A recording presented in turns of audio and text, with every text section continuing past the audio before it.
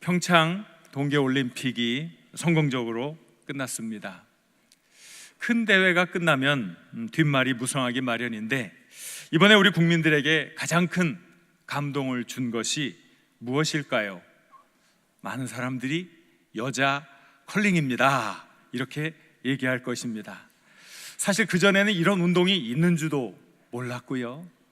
어떤 할머니는 이름하여 맷돌 굴리기 이렇게 해가지고 우리를 웃기기도 했습니다. 여자 컬링 대표팀은 경북 의성에서 자랐습니다. 틈틈이 부모님의 농사를 돕던 효녀들이었습니다. 요즘 말로 표현하면 흙수저인데 아이들이 큰 일을 냈지요. 아주 오래전부터 컬링을 시작한 선진국 국가 대표팀들을 다 무찔렀기 때문입니다. 그들의 경기 모습에 전 국민이 관심을 집중해서 지켜보았고 마음의 응원을 보냈습니다. 흙수저 갈릭 걸스가 국민적 영웅이 되었습니다. 불우한 환경의 역경을 이겨낸 승리자의 모델이 되었습니다. 이제는 쉐도하는 광고 출연 요청에 즐거운 비명을 지르고 있습니다. 영미야, 광고 찍자. 헐은 뭔지 모르겠어요. 왜 감동을 줍니까? 변화, 성장, 결과, 열매. 어렵고 힘들지만 그 상황 속에서도 선한 열매를 맺는 사람들, 변화된 삶을 사는 사람들의 삶 속에는 감동이 있습니다. 감동. 저는 이것이 우리 신앙인의 모습이라고 생각합니다. 왜 그래요? 예수 믿고 변화되었기에, 예수 믿고 새로운 존재가 되었기에, 예수 믿고 영원한 소망을 품고 살게 되었기에 우리 안에는 이런 감동, 이런 흥분이 항상 자리하고 있어야 합니다. 여러분 그렇지 않습니까? 여러분 흥분되지 않습니까? 기쁨이 충만하지 않습니까? 어떤 상황 속에서도 전능하신 하나님의 능력을 통해 나는 이 일을 할 수 있을 거야. 하나님이 나를 통해 이 일을 하시길 원하실 거야. 나아갈 수 있는 신앙인의 모습, 바로 우리들의 모습이라고 저는 믿고 있습니다. 만약 우리들 안에 이런 기쁨이 없다면, 이렇게 우리 안에 감동도 흥분도 없다면 우리는 오늘 이 말씀을 통해서 다시금 우리의 모습을 살펴보아야 합니다. 우리가 어떤 존재였는데 어떻게 달라졌는지, 전에는 어떤 일을 했었는데 이제는 어떤 일을 해야 하는지, 바로 그것을 본다는 것, 그것을 안다는 것, 이건 정말 중요한 일입니다. 전에는 우리가 진노의 자녀였어요. 진노의 자녀. 한번 확인해 볼까요? 에베소서 2장 2절과 3절 말씀 같이 읽습니다. 그때에 너희는 그 가운데서 행하여 공중의 권세 잡은 자를 따랐으니 곧 지금 불순종의 아들들 가운데서 역사하는 영이라. 전에는 우리도 다 그 가운데서 우리 육체의 욕심을 따라 지내며 육체와 마음에 원하는 것을 하여 다른 이들과 같이 본질상 진노의 자녀였더니, 여기 보면 2절에서는 그때에 이렇게 나오죠. 3절에서는 전에는 우리도 나오죠. 그러니까 then, 영어로 얘기하면 지금을 now라고 그러죠. 그 전에를 then이라고 그러죠. 그래서 now and then 이런 표현을 하잖아요. 전에는 바로 그때는 전이었어요. 근데 전에는 어떤 삶을 살았습니까? 욕심에 따라 살았어요. 세상 풍조에 따라 살았어요. 그러니까 어쩔 수 없는 본질상 진노의 자녀였다는 거예요. 그것이 우리의 본 모습이라는 거예요. 그런데 우리들이 이것을 잘 인정하려고 하지 않는단 말이죠. 저는 그래도 제법 괜찮은 삶을 살아온 사람인데요, 저는 법 없이도 산다고 주변 사람들이 얘기하는 사람인데요, 이런 생각들을 한다는 거지요. 여기 깊은 오해가 있어요. 제가 필리핀에 갔을 때 깜짝 놀랄 일을 접하게 되었어요. 한국에서 온 소식이었는데요. 무슨 소식입니까? 유력한 대통령 후보 가운데 한 사람이었던 안희정 충남 전 지사 사건입니다. 그는 인권과 자유를 부르짖는 신선한 정치인의 이미지를 가지고 있었어요. 그런데 실상은 어땠나요? 부하 여직원을 성폭행한 파렴치한 야수, 욕망의 포로에 지나지 않았다 하는 것이 밝혀지지 않았습니까? 자신의 성욕을 충족시키기 위해서 몇몇 사람들의 인격, 몇몇 사람들의 미래, 이런 걸 송두리째 무너뜨린 나쁜 사람들이죠. 이런 이들에게 법 집행이 공정히 이루어져야 다시는 갑을관계에 있는 약자들이 피해를 당하지 않을 것입니다. 물론 그렇게 되어야 하겠지요. 우리는 그런 사건을 접할 때, 그래, 그 사람은 진노의 자식이야, 드러난 것들 가지고 이야기를 한단 말이죠. 너무 쉽게 정죄를 하고 있다는 이야기죠. 자신을 돌아보지를 않는 거예요. 나는요, 잘못한 게 없는데요, 법 없이도 살 수 있는 사람인데요. 이게 착각이라는 거죠. 심각한 착각. 왜? 절대적인 선이신 하나님 앞에서 사람은 다 멸망받을 죄인인 거예요. 누구 하나 예외 없이 죄인인 거예요. 내가 좀 죄를 적게 졌다고 하나님, 나는 죄인 아니지 않습니까? 얘기할 수가 있습니까? 아니에요. 제가 술 얘기를 좀 해볼까요? 술술 잘 넘어가는 술 말입니다. 술에는 여러 종류가 있어요. 우리 서민들이 먹는 막걸리, 소주, 맥주, 포도주. 빨리 좀 알려주세요. 왜 자꾸 안 그런 척 그러세요? 뭐 보드카, 뭐 위스키, 뭐 하는 이런 술들이 있어요. 근데 이 술은 이 세기를 정해주는 걸 뭐라 그래요? 도수라 그러잖아요. 도수. 이것은 알코올이 몇 프로 들어가 있습니다. 몇 프로 들어가 있습니다. 하여간 술의 이름은 다양한데 이걸 몽땅 우리는 한마디로 뭐라 그래요? 술이라 그래요. 왜 그럴까요? 거기에 알코올 도수가 있기 때문에. 어떤 것은 5%, 어떤 것은 1%, 어떤 것은 30%. 30%가 중요한 게 아니고 1%가 중요한 게 아니고 1%라도 있으면 뭐라 그래요? 술이라고 그러는데요. 제가 설교를 준비하다가 이걸 깨닫게 되었어요. 그러니까 나는 1%밖에 안 되는 걸 먹었는데 나는 멀쩡합니다, 막 이래요. 그러면 경찰관이 뭐라 그래요? 아유, 여러 말 하지 마시고요, 부세요. 불내는 거예요. 후 불면 혈중 알코올 농도 몇 프로, 운전면허 정지입니다.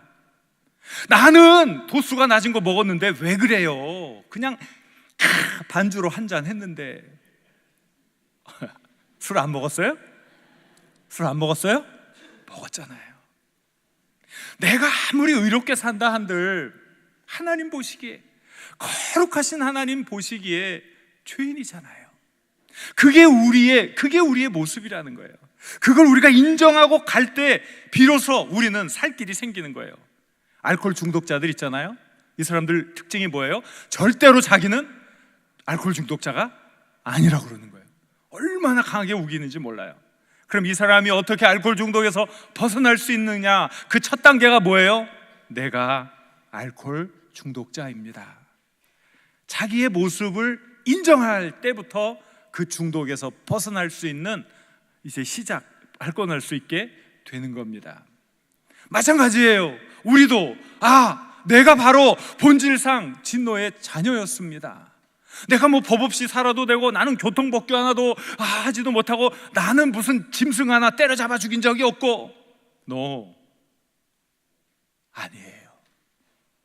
우린 다 죄인이란 말이죠. 죽을 수밖에 없는 죄인. 그걸 인정하지 않으면 안 되는 거예요. 그럼 어떻게 이 죽을 운명이 살아날 수 있겠습니까? 자, 우리 4절부터 6절까지에 있는 말씀을 같이 읽겠습니다. 긍휼이 풍성하신 하나님이 우리를 사랑하신 그 큰 사랑을 인하여 허물로 죽은 우리를 그리스도와 함께 살리셨고, 너희는 은혜로 구원을 받은 것이니라. 깨 일으키사 그리스도 예수 안에서 함께 하늘에 앉히시니. 여기 보니까 우리는 아무것도 한 것이 없는데 하나님의 사랑, 하나님의 긍휼, 하나님이 우리에게 그 큰 사랑 때문에, 우리 죄 때문에 죽을 수밖에 없는 우리를 예수님과 함께 살리시고, 예수님과 함께 부활시키시고, 예수님과 함께 하늘의 보좌에 함께 앉히게 해주셨다.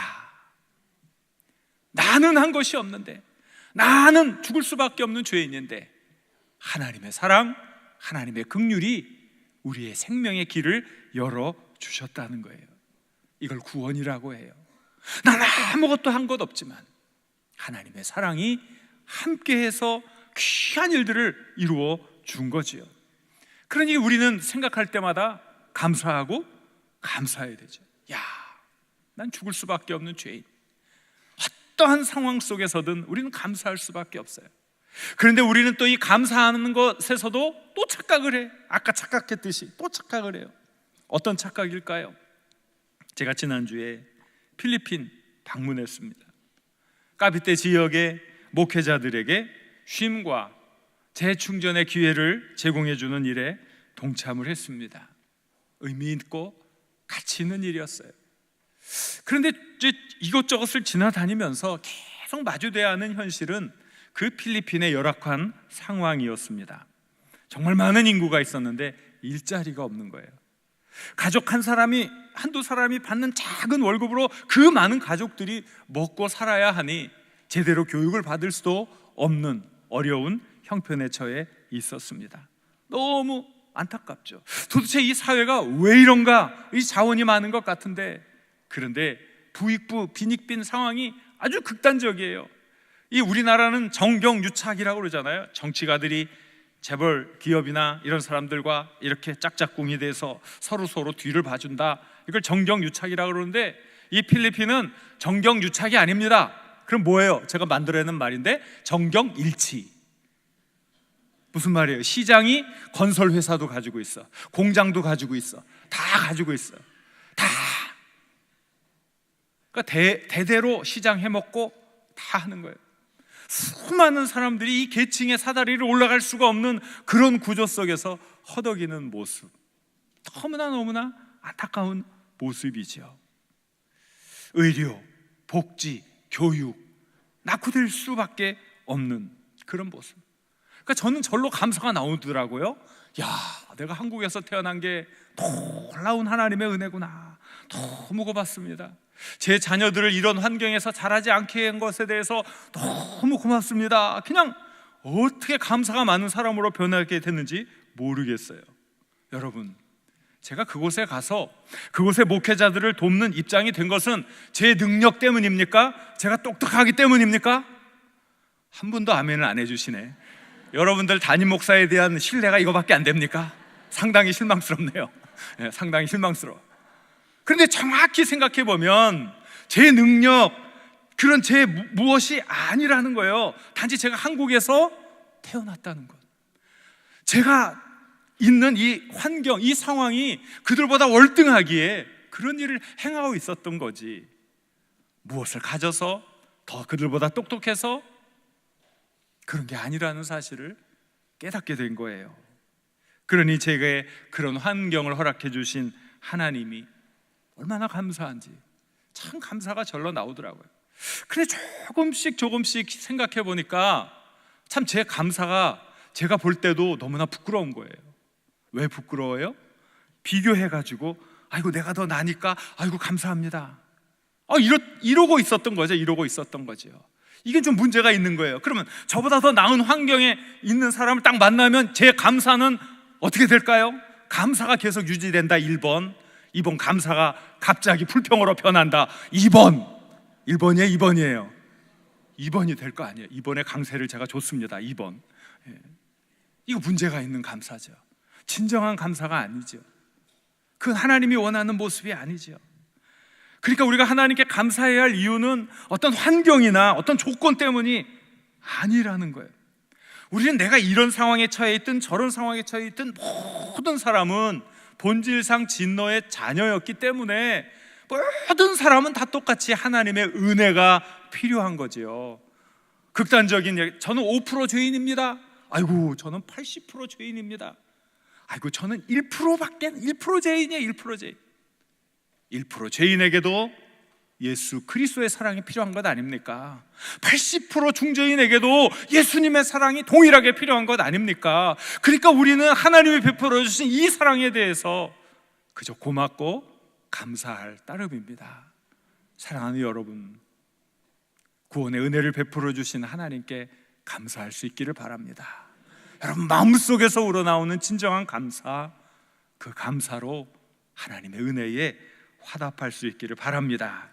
자, 이것이 우리의 노력이 아님을 명확하게 말씀해 주시지 않습니까? 자, 8절과 9절 말씀 같이 읽습니다. 너희는 그 은혜에 의하여 믿음으로 말미암아 구원을 받았으니 너에게서 난 것이 아니요 하나님의 선물이라.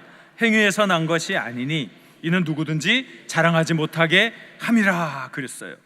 이 구원이라는 것은 철저히 하나님의 선물이다. 사람은 이 일을 위해 아무것도 한 일이 없고 할 수도 없다. 하나님이 일방적으로 우리에게 베풀어 주시는 이 은혜, 이것이 구원이다. 예수 그리스도를 구세주로 고백한 이들에게 준 하나님의 선물. 그래서 우리는 이 하나님의 선물을 받아 누려야 해요. 여러분, 이 하나님의 선물을 오늘도 누리고 계십니까? 이 하나님의 선물 어떻게 받을 수 있습니까? 우리 주님을 내 구세주로 영접하는 일이지요. 우리 잘 알고 있는 요한복음 3장 16절 말씀 같이 읽어보도록 하겠습니다. 하나님이 세상을 이는 그를 믿는 자마다 멸망하지 않고 영생을 얻게 하려 하심이라. 예수 그리스도를 믿는 자에게는 멸망이 없습니다. 예수 그리스도를 믿는 자에게는 영생이 있습니다. 예수 그리스도를 구세주로 믿어 하나님이 주신 이 영생의 선물을 받으시길 바랍니다. 우리 계속해서 요한일서 5장 11절 12절도 같이 읽겠습니다. 또 증거는 이것이니 하나님이 우리에게 영생을 주신 것과 이 생명이 그의 아들 안에 있는 그것이니라. 아들이 있는 자에게는 생명이 있고 하나님의 아들이 없는 자에게는 생명이 없느니라 그랬어요. 여러분, 예수 그리스도 그분만이 우리의 유일한 구세주이심을 믿으시길 바랍니다. 오직 예수 그 예수님 믿으며 하나님이 주신 이 구원의 선물, 놀라운 선물을 마음껏 누리시길 우리 주님의 이름으로 간절히 축원합니다. 이렇게 우리들이 이 엄청난 선물을 받았잖아요. 이 구원이 이루어지는데 사람들이 한 일은 아무것도 없다고, 너희들의 행위를 자랑하지 말라고 그렇게 얘기하지 않았습니까? 그리고 그냥 끝나면 되는데 10절에서는 조금 또 다른 이야기가 나오잖아요. 갑자기 행위를 요구하는 듯한 말씀이 나오잖아요. 한번 10절을 확인해 볼까요? 자, 우리 10절을 같이 읽겠습니다. 우리는 그가 만드신 바라 그리스도 예수 안에서 선한 일을 위하여 지으심을 받은 자니 이 일은 하나님이 전에 예비하사 우리로 그 가운데서 행하게 하려 하심이니라. 분명히 구원은 인간의 어떤 행위로도 이루어질 수 없는 하나님의 절대 주권이 우리에게 주신 선물이라 말씀했는데 10절에 보니까 야, 너희들은 선한 일을 위해 지으심을 받았다. 그러니까 바로 이러한 일을 해야 되지 않느냐 말씀한단 말이죠. 하나님, 이거 이해가 안 돼요. 이게 좀 앞뒤가 맞지 않지 않습니까? 모순 아닙니까? 이거 어떻게 이해를 해야 할까요? 조금 더 깊이 있게 한번 생각해 볼 필요가 있어요. 몇 년 전에 우리나라의 영화 가운데 밀양이라는 영화가 있어요. 밀양이라는 거 아시죠? 네, 보신 분들도 있을 거예요. 남편을 잃고 어린 아들 하나 남은 미망인이죠. 이 젊은 여인이 남편의 고향 밀양에서 새 삶을 이제 살려고 그리로 내려갑니다. 그런데 그 하나 있는 그 어린 아들이 유괴가 되고 얼마 지나지 않아 싸늘한 죽음으로 돌아옵니다. 미칠 듯한 슬픔 속에서 헤매던 그녀가 주변의 많은 사람들의 따뜻한 위로와 전도로 교회에 나가게 됩니다. 그리고 예수님의 사랑을 조금씩 알아가게 되고 자기 마음속에 있는 분노와 이런 여러 가지 의식에 허덕이다가 내가 저 사람을, 이 아들 살해범을 용서해야 내 마음이 좀 편안하고 참된 믿음의 삶을 살 수 있겠구나 어렵게 결심을 해서 교도소로 찾아갑니다.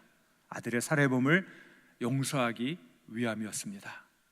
그래서 면회를 하게 되는데 뜻밖의 반전이 일어납니다. 그게 무엇입니까? 아들의 살해범이 얼마나 평온한 모습인지 모릅니다. 꼭 저같이 생겼습니다. 무슨 뜻인지 아시죠?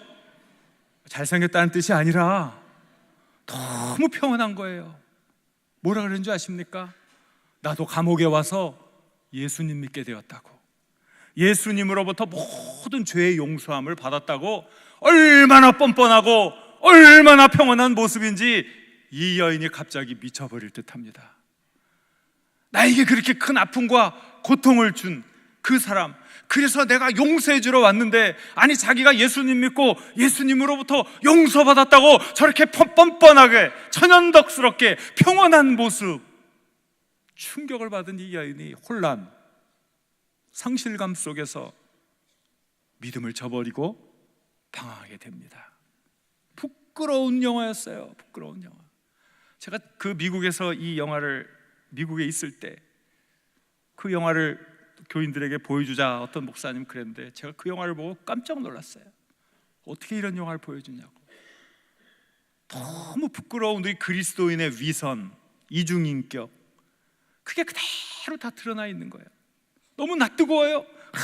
서로 축복해주고 축복성도 얼마나 많이 부르고 노방에 나가서 전도하는 모습, 그런데 그 이면에 감추어져 있는 우리 그리스도인의 위선, 그게 너무나 낯뜨거운 모습이었죠. 너무나 충격이 되었죠. 저도 충격 받은 거예요, 그 영화를 보면서. 그 살해범이 아무리 자기가 예수님 믿고 예수님으로부터 용서를 받았다고 해서 아들을 잃은 엄마에게 죽을 죄인 아닙니까? 마땅히 죽을 죄인 아닙니까? 어떻게 그가 용서받았다고 그렇게 천연덕스럽고 평온할 수 있습니까? 그에게, 그 여인에게 사정을 해야 되겠지요. 내가 세상 잘못 살았노라고, 내가 죽일 놈이라고, 나를 죽이라고, 나를 용서해 달라고, 그래야 함이 마땅한 것 아닐까요? 내가 구원받았으면 땡입니까? 내가 주님으로부터 용서받았으면 내 삶은, 그 다른 책임은 안 져도 되는 겁니까? 그게 하나님이 원하시는 구원의 열매입니까? 바로 그러한 삶을 살고 있기에 오늘날 이 기독교가 세상에 힘을 발휘하지 못하는 것 아닐까요? 이런 위선, 하나님의 그 구원을 싸구려 은혜로 전락시키는 일들, 제가 언젠가 여러분들에게 설교 시간을 통해 말씀드렸어요. 기독교는 예언자적 종교다. 예언자적 종교는 두 가지가 잘 이루어져야 돼요.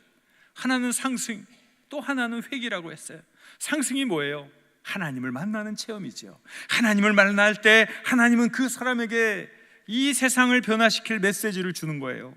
그 하나님을 만났으면 그 다음에 회개가 이루어져야 돼. 회개는 뭐예요? 하나님의 메시지를 들고 와서 이 세상을 하나님의 뜻대로 변화시키는 거예요. 그러니까 상승과 회개가 적절하게 이루어져서 잘 기능해야 건강한 종교다. 그랬죠? 하나님이 우리를 부르시잖아요. 하나님의 부르심, 상승의 측면이에요. 그 부르심에 우리가 예 주님 그대로 행하겠습니다, 그게 응답이에요. 그게 회개란 말이에요. 그런데 부르심이 없는데 응답이 있어요. 무슨 뜻이에요? 하나님이 메시지도 주지 않았는데 나 하나님 메시지 받았다고 나와서 떠들고 선교하는 거, 이게 뭐야? 이게 사입이에요. 사입이 하나님의 뜻과는 아무 상관이 없는 일을 행하는 것. 부르심은 있었어요. 그런데 내가 이 일을 어떻게 응답하지 않아? 이게 뭐예요? 불순종이죠. 불순종. 그리고 이것은 게으름과 나태예요. 우리가 2주 전에 아브라함의 부르심을 통해 하나님의 말씀을 나누면서 하나님의 절대 주권과 인간의 자유의지가 변증법적으로 긴장하고 있는 것, 이것이 우리 신학의 중요한 주제라고 힘주어 강조했습니다. 2주 됐다고 벌써 잊어버렸는데요? 이러시면 안 돼요. 중요한 거예요. 하나님은 하나님 편에서 구원의 은혜를 베풀어 주시고, 우리는 그 하나님의 그 은혜에 믿음으로 아멘, 아멘, 아멘 하며 반응하며 그 구원의 선물을 누려야 이것이 온전히 이루어지는 거예요. 오늘 우리들이 과연 그 하나님의 부르심에 어떻게 응답하고 있습니까? 하나님이 주신 그 선물에 얼마나 순종하면서 나아가고 있습니까?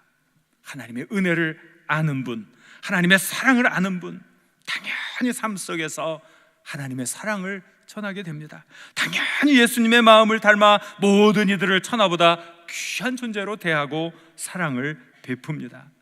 주님의 몸된 교회 사역을 위해 큰 희생도 마다하지 않습니다. 그것이 구원의 은혜를 아는 사람들로 살아가는 라이프 스타일입니다.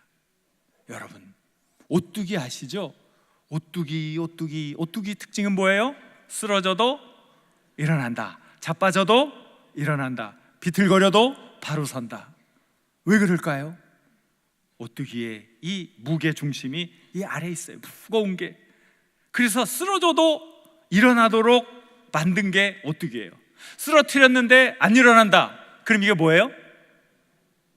오뚜기가 아니든지 병든 오뚜기겠지요. 갖다 버려야 돼요. 목적. 오뚜기에게도 목적이 있더라 이거예요. 오뚜기를 만든 목적, 하나님이 우리를 만드신 목적이 있더라 이거예요. 주 예수 그리스도의 은혜 아래 선한 일을 하라고 우리를 지으셨다는 거예요. 그게 우리가 이 땅에 존재하는 이유입니다. 여러분, 한 사람 한 사람이 하나님의 존귀한 목적에 의해 지어졌어요. 여러분 한 분 한 분이 주 예수 그리스도를 위해 선한 일을 하도록 이 땅에 태어나신 거예요. 이 귀한 인생의 목적을 잊지 마시기 바랍니다. 하나님의 선물이 나의 것이 되어야 합니다. 예수님의 목숨을 치르고 얻은 은혜를 절대로 싸구려 은혜로 전락시켜서는 안 될 것입니다. 우리는 예수 믿고 새로운 사람이 되었습니다. 전에는 진노의 자녀였어요. 이제는 하나님의 아들, 딸이 되었습니다. 멸망받아 마땅한 진노의 자녀였는데 빛의 자녀가 되었단 말입니다. 그러니 이제는 욕심과 죄악의 옷을 벗고 진실과 사랑의 옷을 입어야 할 것입니다. 새로운 피조물이 되고 보니 주님이 내게 베풀어 주신 은혜가 너무 고맙고 감사해. 그저 감사. 영광의 찬양만 하나님께 올리게 되었습니다. 그러니 이제 여러분, 우리에게 베풀어 주신 하나님의 소중한 은혜를 잘 간직하시길 바랍니다. 언제나 우리를 살리신 하나님의 사랑에 감사하시길 바랍니다. 언제나 주님의 말씀에 아멘, 아멘 하며 순종하시길 바랍니다. 선한 일을 하도록 여러분들 한 분 한 분이 지음을 받으셨으니 선한 일에 최선을 다하시기 바랍니다. 그것이 하나님의 선물을 받고 기뻐하는 자녀의 모습입니다. 여러분은 하나님의 사랑받는 자녀들입니다. 아버지께서 주신 귀한 사랑의 선물을 마음껏 누리시길 우리 주님의 이름으로 간절히 축원합니다. 오늘 주신 말씀을 생각하면서 같이 기도하겠습니다. 주여, 제가 전에는 멸망받아 마땅한 진노의 자녀였지만 이제 빛의 자녀가 되었으니 진실과 사랑의 삶을 살아 하나님 주신 은혜에 보답하는 삶 살게 하옵소서. 우리 주여 한번 부르고 같이 기도합니다. 주여.